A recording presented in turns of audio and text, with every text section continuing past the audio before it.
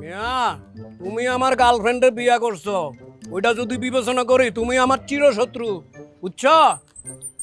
আমগো মহল্লার মাইয়ারা বিয়া করে ঘর জামাই হইছো, ওইটা যদি বিবেচনা করি তুমি আমগো জামাই। তো জামাই হিসাবে তোমার একটা ভালো বুদ্ধি দিতে চাই। ওরে বাবা, ভালো বুদ্ধি দিতে চাও? তুমি আমার কখনো ভালো বুদ্ধি দিছো? তুমি তো সবসময় আমার কুবুদ্ধি দিছো। যাই হোক, কি করতে চাও কও। শোনো, যে বুদ্ধি আমি দিমু, কোটি টাকা হইলো এই বুদ্ধি তোমার কেউ দিব না। কোটি টিয়ার বুদ্ধি দিব না? হুম, কও দেখি কি বুদ্ধি দিবা, কও।